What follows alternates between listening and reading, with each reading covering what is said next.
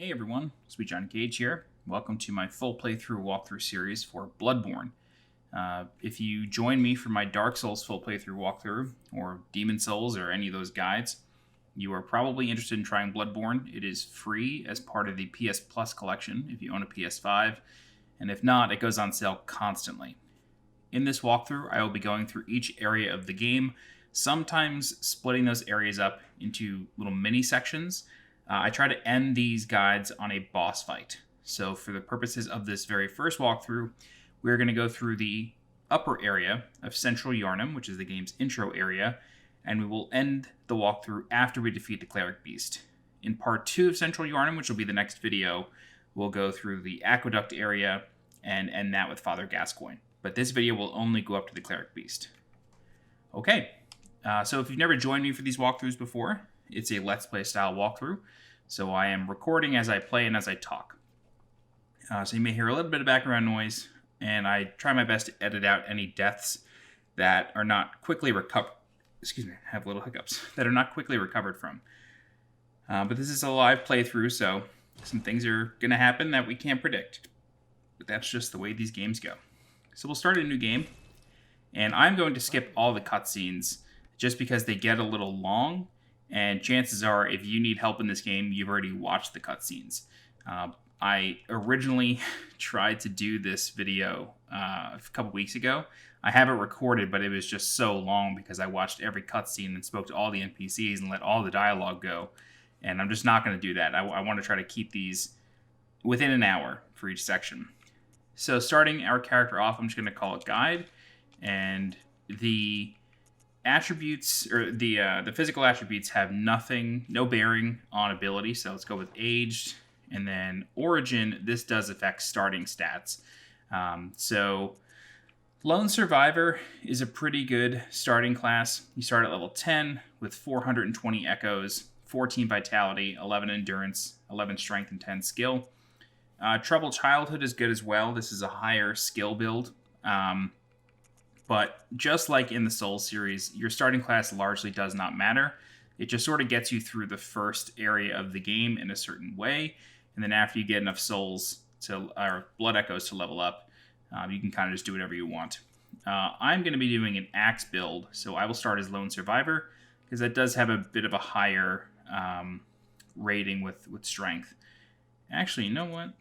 Yeah, I like Lone Survivor. It has a good vitality rating, so we'll go with that. Appearance, I'm just going to leave as is, but I will change the gender to female, because we did Demon Souls as female, Dark Souls as male, so we'll do Bloodborne as female. Yeah, so I'm always going to have some sort of cloak on, so the face doesn't matter to me, but there's my character, and now we finalize the contract, and for some reason it kicks you back to the title screen. I don't know why it does this, but then we get a loading screen, and then the rest of the cutscene will play out, but we will skip it. Something interesting to note, when this game first came out, there were no item descriptions in the loading screens. It was just the logo, and they were even longer. This game had pretty long load times. Starting off, we begin in Yosefka's clinic as we climb down from the table, and then we're going to open a door, but not before reading this note, which says, "Seek pale blood to transcend the hunt." Oh, I didn't mean to do that. If you hold X and do certain motions with your controller, you do the emotes. We're going to open this door, and then we're going to take an intentional death downstairs. You don't have to take this intentional death. You can go through the game without ever dying, actually, and just, pick up weapons along the way. But I'm going to do it as intended. So we are going to die to this werewolf. We can judo chop it if we like, but you are meant to die to this thing, so we'll just sort of let it kill us. There we go. Come on, bud. One more hit, and we're dead. Very good. Okay, so in Bloodborne, when you die the first time, you get sent to the Hunter's Dream. And if you are familiar with how Demon Souls worked, the Hunter's Dream is basically the Nexus. That said, the world of Bloodborne is completely connected, with very little exception. So at the Hunter's Dream, there will be various gravestones, and every time you light a lamp in the world, lamps are basically bonfires or archstones, you can warp to those lamps by using one of these gravestones.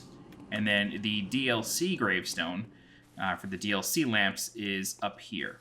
But we can't access this just yet, not until much later when we go through the DLC. Our first trip into the Hunter's Dream, however, is a bit different.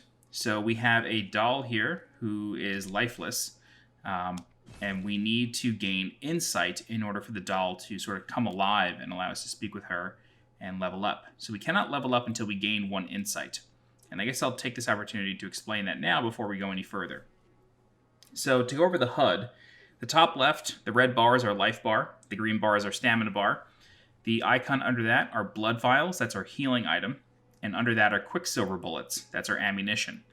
The square, sort of next to those, that is our item or spell. Spells are used like items in this game, and there aren't many, but I'll sort of go over those once we start getting them later on in the game. On the right, or the top right of the UI, we have 2 numbers. There is a bell icon, that is our blood echo count. That is basically souls, our currency for everything in the game. Then underneath that is an I, and that is insight.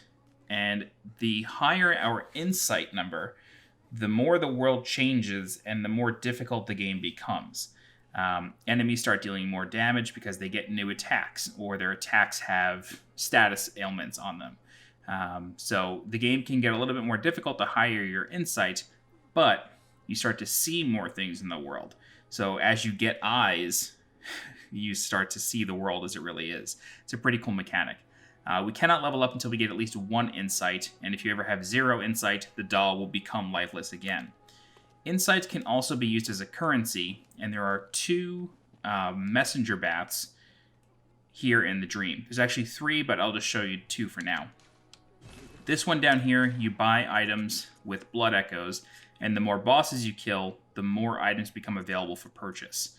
So right now it's really nothing, just blood vials and bullets, Molotov cocktails, which are basically firebombs, and then pebbles, which just distract targets. So that is the blood echo messenger bath, and then up here is the insight messenger bath. So you can spend insight you can spend insight as a currency at this bath, but there are no messengers here because we have no insight. But once you start gaining insight, you will see messengers here, and then whenever you get a badge from certain bosses, you can purchase more items from either bath. So the final little mechanic here, I guess I'll show you the 3rd messenger bath. So this bath over here, it's actually like a stump. This is the stump messenger, and it allows you to change the what the messengers are wearing in the game. So I pre-ordered this game digitally, so I got a few extra messenger sort of outfits, I guess if you will, hats, whatever. I got a few extras, so I'll leave these here for now, and then once we gain some insight, I'll show you how all that works. So the final thing here in the dream are these gravestones, and these are ritual altars, which allow you to access the chalice dungeons. The chalice dungeons are sort of a procedurally generated dungeon in the game.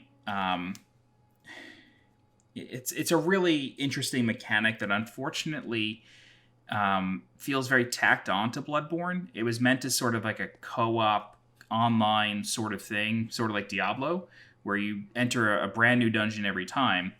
There are specific dungeons that you need to go to in order to get the Platinum Trophy, and we'll cover that much later on. But you use these altars to create the Chalice dungeons. You cannot create Chalice dungeons until you pick up a Chalice, which will not happen until the 3rd boss of the game. Okay, so that's all of the Hunter's Dream explained. Now we need to pick up our starting weapon. So these messengers offer us a saw cleaver, a hunter axe, and a threaded cane. The saw cleaver is a pretty well-rounded weapon. It scales with your skill rating.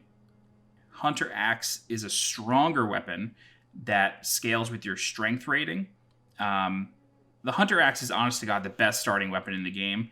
The saw cleaver is really good. You can swing it a lot more times, in my opinion. I think it uses a little bit less stamina. I could be mistaken on that, but I just prefer the hunter axe. For me to tell you, starting off this game, just pick the hunter axe. It's a great weapon.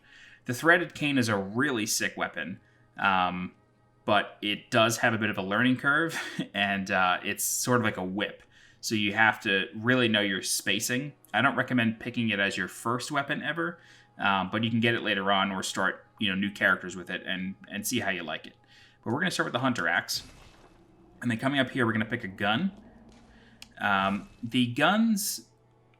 The primary reason for a gun in this game is to parry. You're not really going to use these for damage unless you do a very specific kind of build with Blood Tinge as your main stat. Blood Tinge scales your gun damage, but for the most part, we're just going to use this for parrying. So you want to pick the one that basically just does the most damage, which is the Hunter Pistol. All guns fire, aside from a couple, I should say, a couple that were added later. All the guns fire at the same rate, so it's really just sort of how much damage do you want to do when firing it. Durability really is not something you have to worry about much in this game. You still have to repair weapons and your guns and your armor in the Hunter's Dream, but you don't really need to do it that often. So this has 100 durability. The Hunter Blunderbuss has 150. You really don't have to worry about that. So we'll just pick the Hunter's Pistol. And then we'll come up here, and then this is going to be the notebook. I keep doing that. This is going to be the notebook, which basically just displays all the messages you have written in the world. And so before you leave the Hunter's Dream, you want to make sure you equip everything in the menu. It is not automatically equipped. And yeah, okay. So now that we have the Hunter's Axe and the gun, we can proceed back into the world. So we can awaken at the first floor sick room. And a lamp appears here since we died. It's our way to warp back. But this lamp was not here before.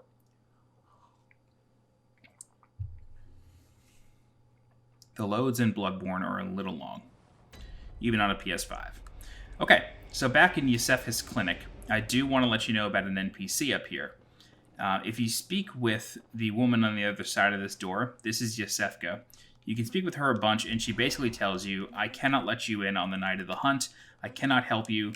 Please take my blood vial. That may help you, but I cannot let you in here. And it's important to remember that she says that, because if you come back a little while later, she will start saying something very differently in a different voice. And that's because an imposter has killed her, or someone has infiltrated, killed her, and is acting as an imposter to Yosefka. And that imposter tells you, please send people here. And they are doing it to turn them into celestial emissaries, which is a crazy part of the lore, but I don't ever recommend sending people here, with the exception of one NPC from the forest that we will get to much later on. Okay, so now that we have a weapon, we can take care of this wolf really quickly now. And so, there we go. The wolf is down, and we get our blood echoes back. Dying to an enemy in Bloodborne... Wow, he's just like chilling on the bench. I'm going to take a cute little screenshot of that. Dying to enemies in Bloodborne makes it so the enemy picks up your blood echoes. So it's not just the blood stain you leave behind. You must kill the enemy that killed you, or one nearby. It depends on what happens. And then you will retrieve your blood echoes. Very rarely will you just leave a blood stain that nobody picks up. That's very rare. And if you don't see a blood stain, try to find the enemy with glowing eyes, and that's the one who has your blood echoes. Okay, so I just sort of went through some combat really fast, and I'm going to wait till we find a bigger enemy before I go over things. So let's go ahead and leave the clinic, and then we can start picking up some items. All right, so coming out here, I do want to make mention of this gate. This gate does not open from this side. There's a lever on the other side. I'm sort of looking at it right now. And that opens from the other side, and you don't come back here for a while. So don't worry about this gate. You can't open it for a long time. All right, so we get 10 quicksilver bullets from this corpse. And then we can open this gate and actually enter Central Yharnam. We open the gate very slowly. There we go. Great job. Central Yharnam. Come down here, loot this corpse for a few blood vials, then we can go back up. And what I'm going to do now is I'm going to kite this enemy out and sort of show you the combat mechanics. So, with your weapon, you have an R1 and then an R2, which does more damage, but it's slower. You can charge an R2 and just do a big slam at the cost of most of your stamina. If you press L1, you transform your weapon into a sort of a second form of your weapon, and the attacks change as well. So you have a long R1, and then a long R2. Yep, like that. If you charge your R2 as a two-handed axe, you do this crazy spin move that will kill this enemy. I don't want to do that just yet. And then if you do R1, L1, okay, you do a transformation attack, and then it basically puts your weapon into the other state. So we have a one-handed axe here, so we're going to do R1, L1, and then we do an extra attack with L1, and then it transforms our weapon on the way out. And you can do that both ways. So L1 mid-combo does a transformation attack. Now, parrying in this game is a little different than in Souls games. You no longer have a shield. There are two shields in this game. One of them is a joke, and the other one only blocks very specific attacks. If you find the wooden plank, it's a joke. Don't ever use it. The lock shield in the DLC does block magic attacks, though. But parrying is done with the gun. So I'm going to wake up this enemy here. And then he has a big... he's got a nice butcher's knife cleaver right there. And so we're going to press L2 once the enemy's attack comes near us. And then you're going to hear a very specific sound. And then you walk up to them and press R1 to riposte. And that works. Sorry, Bloodborne just has like so many cool little mechanics that I just want to make sure I explain them properly. The way that works is you become invulnerable during the riposte animation. And you'll notice that I took a hit as I was parrying, but I was able to sort of press circle and move towards the enemy, and then just mash R1, and you get ample time to riposte enemies. The other thing you might have noticed is that when I took a hit, part of my life bar drained, but it turned orange instead of black. And that orange is what's referred to as rally. And rally health can be restored by attacking enemies. So if you get hit mid-parry, definitely run up to the enemy and just hit them. This way, hopefully you get a riposte. But even if you're too late for the riposte, your regular hits will restore that rally health. Riposting restores all of your rally right away, but doing regular hits on an enemy only restores rally a little bit at a time. You can hit enemies that are dying. So if you have riposted an enemy, but for some reason it didn't restore all of your rally, we'll just use that as an example.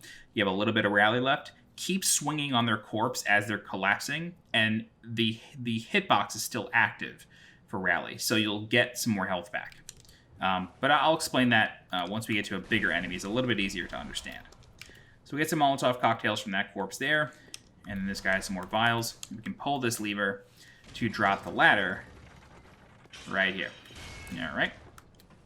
So luckily, Bloodborne added a quick climb mechanic. We're going to hear a screech in a second. Great, so that's the Cleric beast, and that's the boss we got to go to on this bridge over here. But for now, we're going to come over here and we're going to light this lamp. Okay, we don't have any insight yet, so we can't... we unfortunately can't level up, but going back to the Hunter's Dream, I just want to check to see if it's open. Unfortunately, you cannot warp from lamp to lamp. You have to go from a lamp to the Hunter's Dream to a lamp. It's kind of the only way it works. It's a little frustrating. Yeah, that's just all I have to say about it. It's a little frustrating. All right, so we can come in here and we can speak to a gentleman named Gurman, and you know, he says, "Welcome to the dream. This is where you'll be. This is where you're going to stay. This is where you'll come when you rest at a lamp." We can use his workbench to fortify weapons using bloodstones. Unfortunately, we don't have any bloodstone shards yet, so we can't do that. And then you also come here to repair your weapons.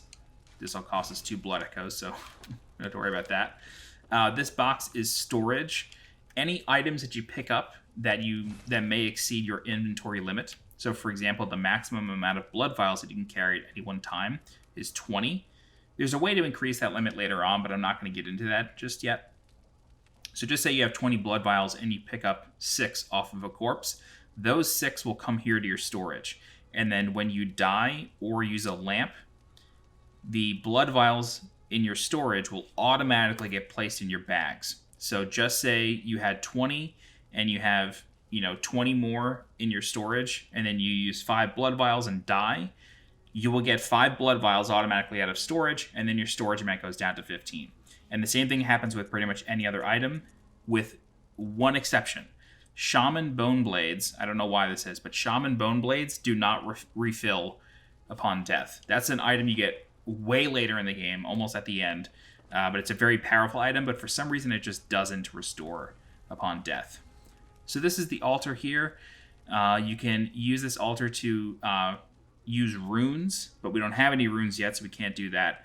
And then once we get some blood gems, we can use the workshop to affix blood gems. There's a lot that goes on in the Hunter's Dream, but some of the content is staggered, so I just want to mention it, but I won't cover it for a little while.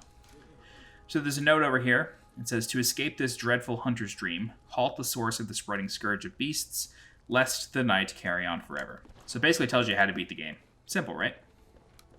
All right. So now that we've done that, unfortunately, like I said, we can't level up because we have no insight. The doll is still just the doll. But we can warp back to Central Yharnam and continue our adventure. There is a gentleman in a house right near the lamp who we can speak to. His name is Gilbert. He's a sick man. He's not from Yharnam. He's an outsider like you. But he's a sick man. And if you come over here to this window, you'll notice that there's a talk option. And you can also see a lamp sort of flickering red. That means that there's somebody in the house. There's only very specific houses that actually offer you any sort of useful dialogue. Some of it's just world building, like people laughing at you or people telling you to go hunt beasts. There's only a few real NPCs in the game. Nothing on the scale of Dark Souls or Demon Souls. There's really only a few. Actually, I guess maybe there's more in this than Demon Souls, but not more than Dark Souls. So this is Gilbert. I'm just going to skip his dialogue, but what you want to do with Gilbert is after you reach Cathedral Ward, which is the area after Father Gascoigne, come back here and speak to Gilbert, and he will give you a sub-weapon called the Flame Sprayer. It does use silver bullets. It does replace your gun, but it's a really cool weapon. If you don't speak to him before killing Vicar Amelia, who's another boss, he will not give it to you anymore, and you'll have to purchase it yourself. So that's Gilbert, but we can move on. There are some more enemies on this little bridge here. A couple of them are hiding behind things, so you do want to be careful. All right. We're going to come down here and then take care of these guys. Some enemies have shields, and a really good way to break shields is to attack them repeatedly. So this guy's really weak, and so he's going to block one hit, but generally if an enemy has a shield, hit them twice and it'll completely break their poise, and then you can just sort of go nuts on them. All right, so I'm not actually going to drop... I'm not going to walk down here just yet because there's like another little area here that I want to drop down to. Right here. Great. All right, so this area has another enemy. Sometimes he'll walk downstairs, which is why I like taking care of him there. But then there's also a court with a Molotov cocktail. So we see a lamp outside this door here, and if we speak to this person, they're just going to give us some random dialogue. You know, they just tell you to move on, don't bother them. That's how most NPCs will interact with you. Okay, so we got a big group of people here. So what I'm actually going to do is I'm just going to do a charged... Oh, God. That backfired. Do a charged R2 to send a lot of them flying. And that's basically why the Hunter's Axe is so good. You get this crazy just spin to win move where you just hold R2, charge it up, and let it rip. And you're like a Beyblade. It's crazy. Alright, so that's that entire group taken care of. There's a lot of sort of like fodder-style enemies where they can gang up on you, they can do a lot of damage, but they're sort of there for you to kill. And they can gang up on you, like I said, but it's really just hold R2, spin to win, or funnel them up a staircase, and you can take care of them in just a couple hits. Alright, so this is the staircase that I sort of paused on, that I said I didn't want to go down. So we covered that. So we're going to go down here, and now we're going to turn around and go over here. And there is a switch here that will open this gate. This is the gate. Come on. Operate the device. Thank you.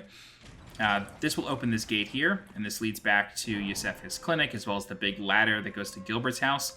So it's a weird little shortcut that you don't really need to worry about, but that's how you open it. The reason I'm coming over here, though, is there's a big enemy here, and this is sort of your parry tutorial. So the way you want to time your parrying is that when an enemy's hand moves towards you, not necessarily their weapon, but when their hand moves towards you, that's when you want to press L2. Oh, I was way too late on that. There you go. So there's a big parry. And then we're going to parry him one more time just so you can sort of see the timing of it. Nope, too late.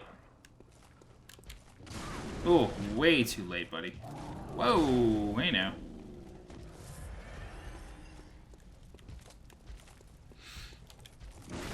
Wow, that was super close.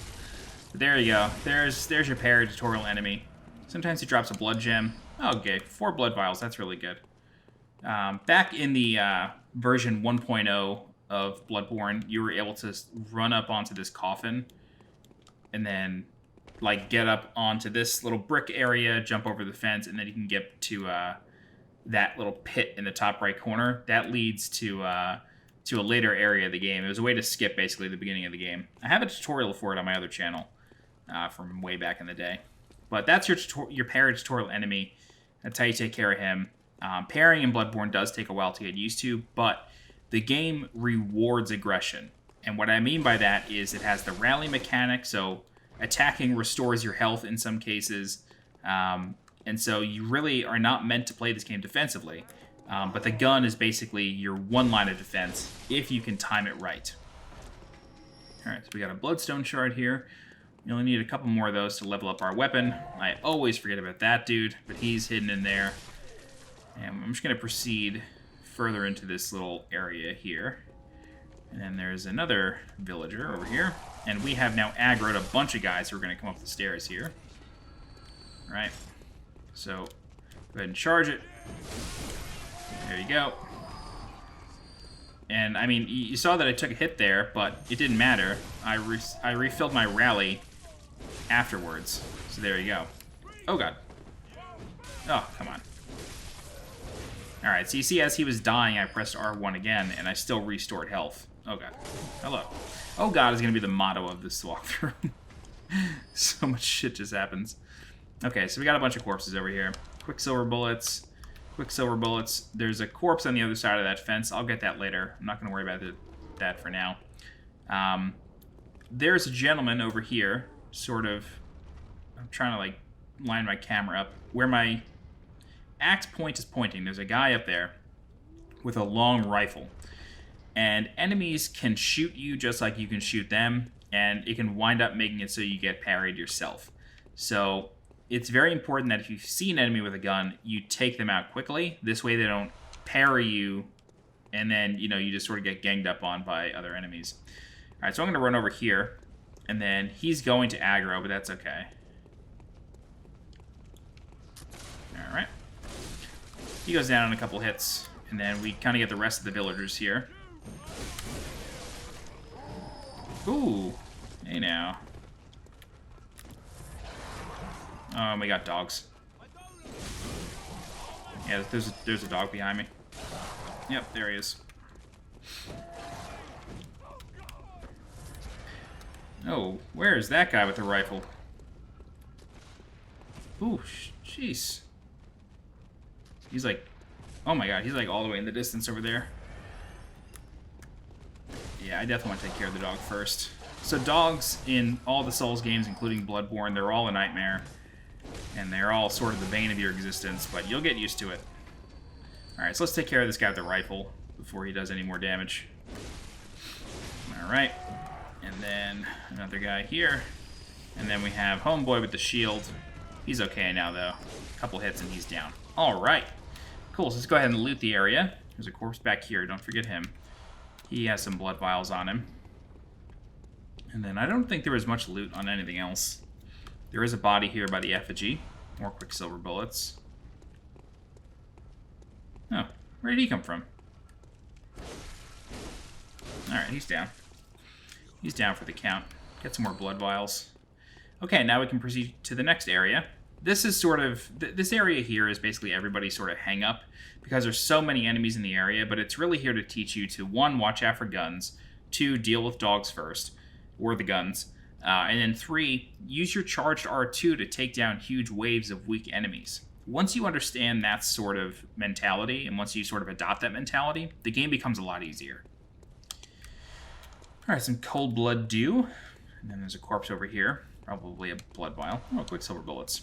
Okay, so in this area here, I do want to point something out. I'm not going to go this way. Don't forget about this corpse over here, actually. Some bloodstone shard. So we're going to pick up this treasure here. And I'm not going to go this way, but if you accidentally fall down here, it's okay. You're very close to a shortcut back to the lamp. I'm going to cover that a little bit later, though. Actually, I'm going to cover this section in the next guide, because this is how you get to Gascoigne, pretty much. So I'm not going to worry about this. But basically, if you fall down here, just follow the left path where the light is coming from on that building, and you'll get back to the lamp pretty easily. Okay, so back here, there are some crows that sound like dogs. These guys will drop pebbles sometimes, but they are guarding a corpse that I want. Yeah. Oh, good God. Really did a lot of damage to me.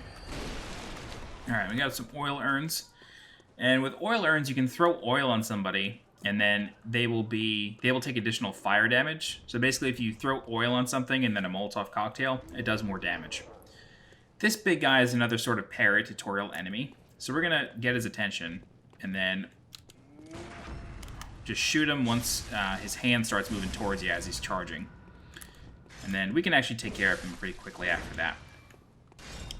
But yeah, once you learn how to parry, the game becomes a lot easier and a lot more manageable.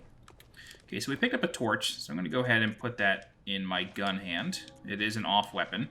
And then I'm really glad the torch got put into Bloodborne. Dark Souls 2 had a really important lighting mechanic that was unfortunately cut from the game due to performance issues on the PS3. But it was sort of brought into Bloodborne in full effect. The torch really isn't used that much, but it's nice that it's in here. Alright, so the corpse that was behind the gate is over here, in case you haven't looted it. Alright, some more cold blood dew. And then there's a pack of enemies up here with a few dogs. So we want to handle this with care.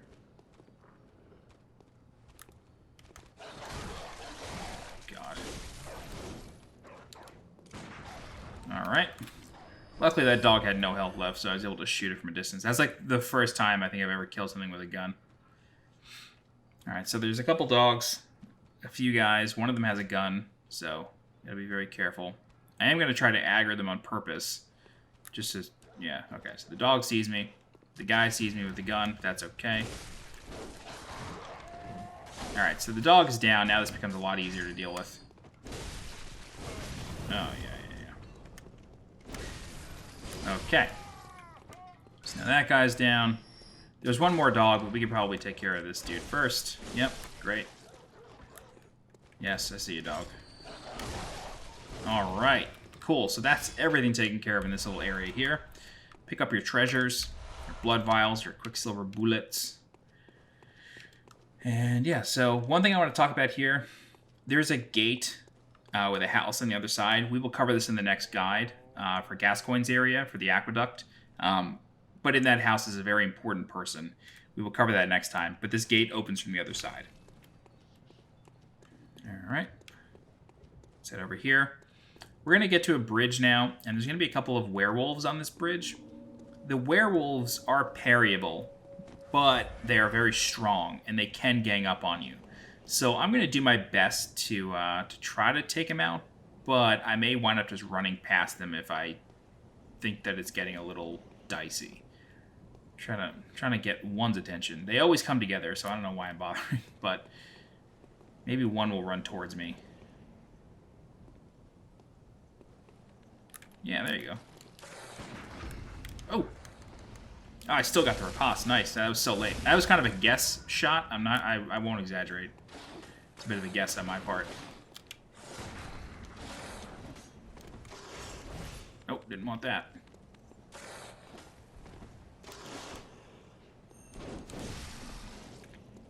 Alright, there's also going to be a villager over here that I don't want to deal with. Yeah, I'm just going to abort this mission here. I'm going to go into this house. There's a couple enemies. There's one right here, and then there's one to our right. We'll quickly take care of them. The other villager has likely followed us inside. If not, the wolves are definitely at the door. Yeah, so you can use this doorway to just sort of funnel the wolves. They can't get into the house, but they can hit you. This guy can get in the house, though, obviously. The wolves can hit you, but they can't just walk into the house. So you can basically stand at a distance and then just spin to win. This is probably going to hit. Nope. Okay, great. So that's one down. And then here's the other one. Come on. Alright, so that's... Oh, he's still alive. That thing definitely had 1 HP left. Okay, so some blood vials. This guy drop anything? He did. Alright. So before I sort of move on, I want to show you something.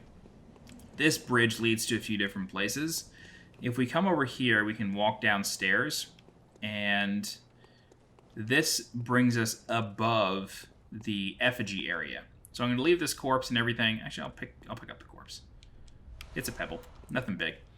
There's an area back here, however. This leads to the aqueduct, as well as a new armor set and a weapon. It's the saw spear. I'm not going to cover this now. This will be in the next guide, because that, again, it leads to a future area. I'll pick this up really quick. Okay, Bloodstone Shard. I definitely want the Bloodstone Shard, but I'm not going to go any further. But that leads to the aqueduct, just so you're aware. There's another exit from this bridge as well, and it's on the right. So if you come over here, just past this wagon, basically on the other side of the house that we were in, you can fall down here, and then this goes to the aqueduct as well. We're not going to worry about that for now. The boss is just through that archway, but I am going to head into the house first, and we are going to open up a shortcut. All right, don't forget to loot these corpses here. There is a gentleman downstairs with a big knife, so be sure to take care of him. And then there is a guy in a wheelchair here, and I'm actually going to aggro him because I think he's really funny. He has a big, like, blunderbuss, and he basically, like, shoots himself backwards in the wheelchair. You can take care of him really quick. He has a high chance of dropping quicksilver bullets.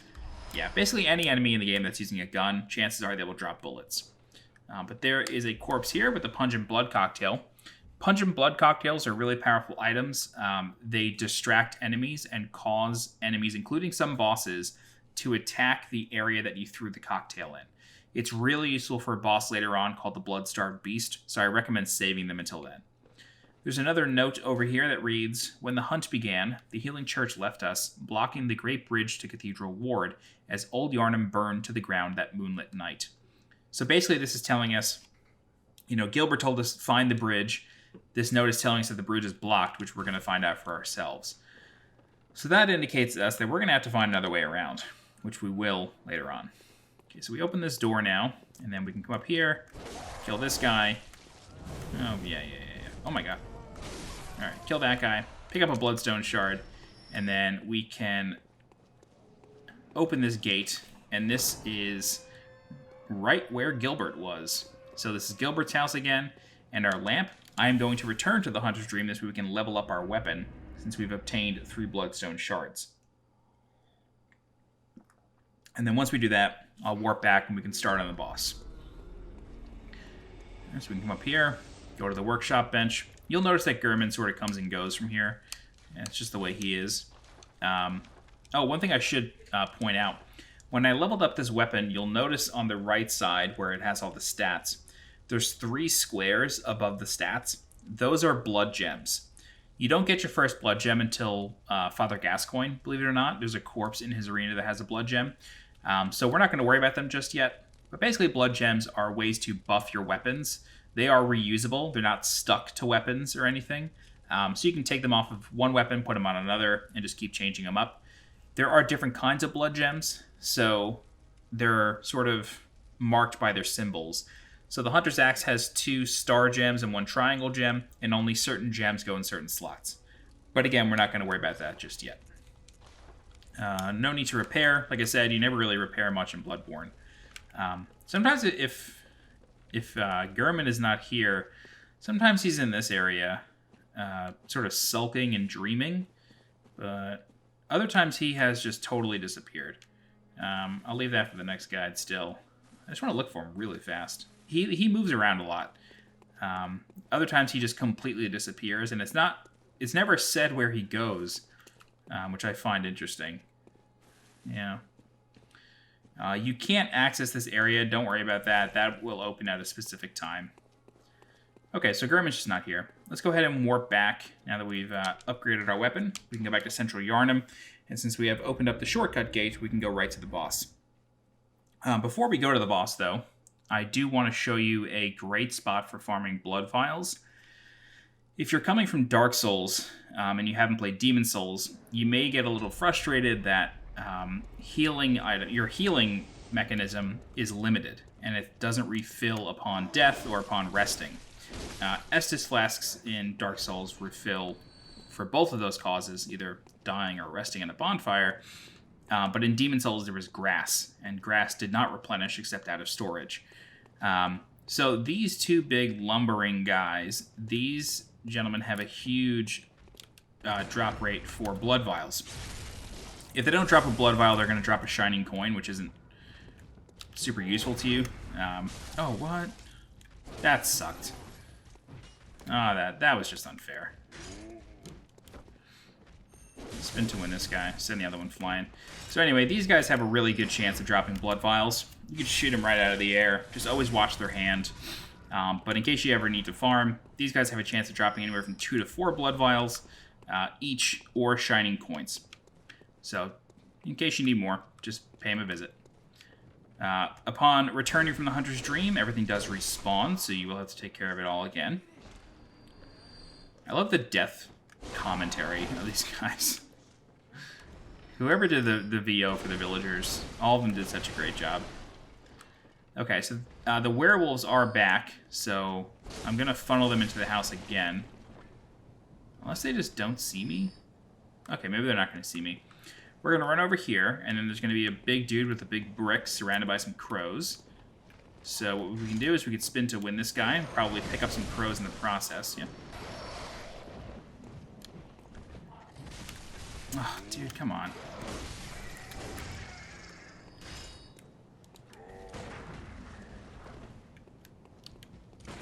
There we go.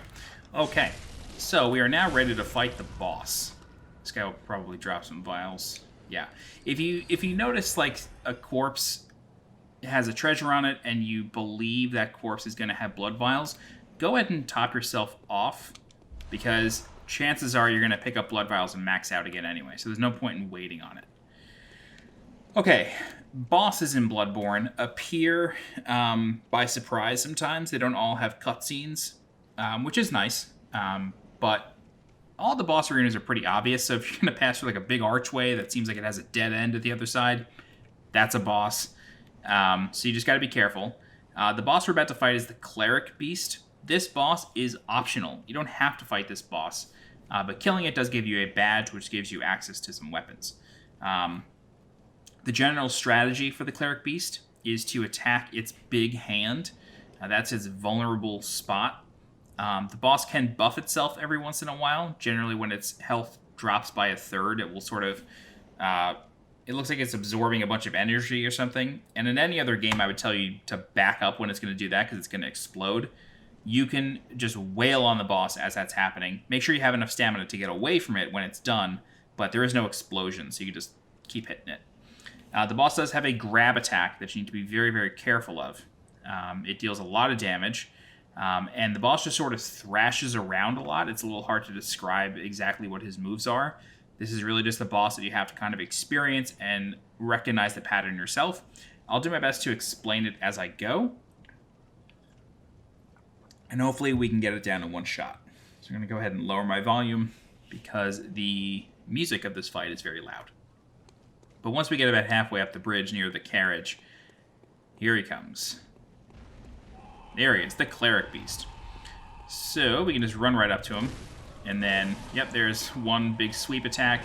He thrashes around a lot, and he has big combo moves. So chances are he's never just going to swing once. He's going to swing quite a few times. He will slam his hand onto the ground. You got to be careful, though, because sometimes he'll do that and then leap. Or he'll do it and then drag it back, which can be quite difficult to manage. With big bosses like this, you never want to lock on.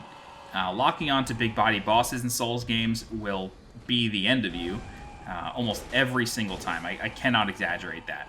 You really never want to lock on to big bosses. And in Bloodborne, there's quite a few of them, so it's a lot of opportunities to not lock on. Oh, God. Alright, so, Jesus Christ. When you're not locked on, you will roll instead of juke, and that's another big reason to not log on. I keep saying log on. Lock on.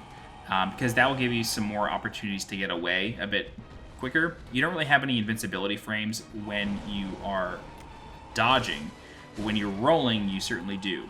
So rolling is always good in boss fights. If you're fighting like a hunter-style boss fight, such as Gascoigne, you definitely want to lock on because you can parry him just like any other enemy. Alright. So the boss can be like completely staggered. I'm just not very good at it because I have no health, and I want to take it somewhat safely. I'll get away. The boss may buff up in a second. He's pretty close to being under 30. Oh, he tricked me. He tricked me and did me dirty. That sucks. That's alright, though. Don't forget about the rally mechanic. Yeah, okay, so we're going to get a riposte here. When you hear the sound, just walk up to the head, and then press R1, and you'll do some really good bonus damage. You do want to lock on for a riposte. It just helps you out. It helps you align better. It's not necessary that you do it, but it's really, really helpful. Alright, so that's the buff right there. You don't have to back up from him or anything when he's doing that. There's no explosion. But we have him down basically 70%, I'd say. There's the big leap. You saw that he did that after putting his big hand forward. I'm going to come in here. Alright, I'm going to back out now. That was a mistake. You don't want to ever get cornered by this guy, and you're fighting him on a narrow bridge, so it's easy enough for it to happen. But again, don't forget about rally. It's your friend. Oof. What are you doing there, buddy? Oh, there's the grab. Okay. Damn, there's the grab. That's why it's so devastating. It's such a gnarly combo, and hopefully we can get away from him now. No, back. Oh my god. I'm just like going in the complete wrong direction. My controller is stuck. The boss is stuck. What the hell just happened? Okay, so I'm just pressing circle to back up. Any direction I press on the joystick, I am moving forward. So let's see what happens here.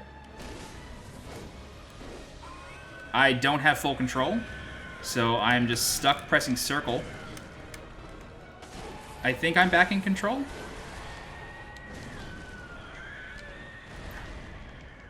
I don't know what's happening. Okay, I'm back in control. That was the strangest bug I've ever seen in this game. I've never experienced that before. I'm really glad that we got that on footage, but that was insane. So, a couple more hits and we can take down the boss. That was unbelievable. I can't believe we actually recovered from that. That's Cleric Beast, ladies and gentlemen. That was wild. Okay, upon killing the boss, we get the Sword Hunter's badge. And the badges go into our key items. And it's the badge of the Swordsman Hunter under Church's blessing. So, one of the badges crafted by the Healing Church, the silver sword is a symbol of a church hunter. Ludwig was the first of many Healing Church hunters to come, many of whom were clerics. As it was, clerics transformed into the most hideous beasts. So, there's sort of a theory that is Ludwig, but we kind of know it's not because of the DLC. Don't forget about this corpse here. Many Quicksilver bullets. This door here, funny little story. This door is real, but you can't use it. And what I mean by real is that this door is connected to something. It's not like if you were to take this doorway, it would just be empty space. You can find the other side of this door, you just can never open it. And the way we know it's a real door is because if you take a shining coin and drop it here, you can pick it up on the other side.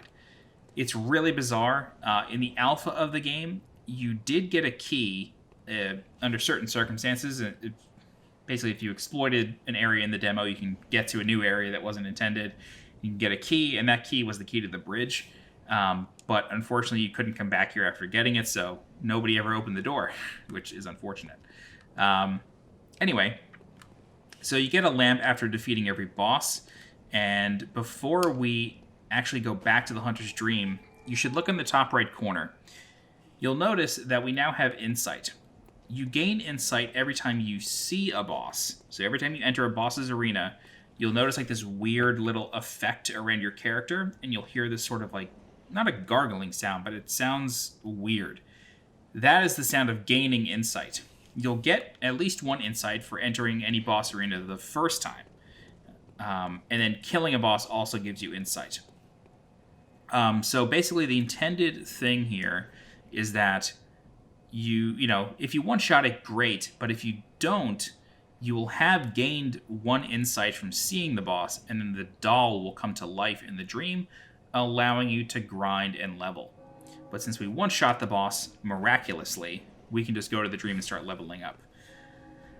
Okay. Oh, man, that was incredible. Never saw that. I'm putting that on Reddit. That was wild. Okay, but here you can see the doll is awake. We can speak with her, and then we can now level up. So since we are doing an axe build, I'm going to put some points into strength, as well as vitality and endurance. So we'll go 15 strength, 15 vitality, 12 endurance. We have 1,567 blood echoes, and we only need 1,800. So let's go ahead and leave, and then let's go to our inventory, and then let's use some cold blood dew. 350. Great. Cool. So now we can level up one more time. Going to go ahead and put another point into vitality. Great. So now we're level 17. We have a couple new gifts here in the dream. We have the beckoning bell. So this is these are the online weapons. So if you want to summon someone into your world, you need to use a beckoning bell. But summoning someone into your world costs 1 insight, so you need to have at least 1 insight in order to use it. And then the silencing blank will send them home. So that's how you get, you know, cooperators out of your world. There is another bell here. This is the Old Hunter's Bell. I'm pretty sure this will only show up if you have the DLC. Correct me if I'm wrong. But this is basically how you summon NPCs.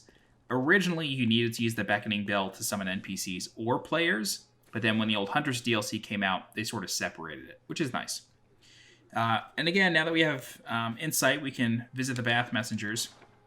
And since we have killed the Cleric Beast, we have some new items.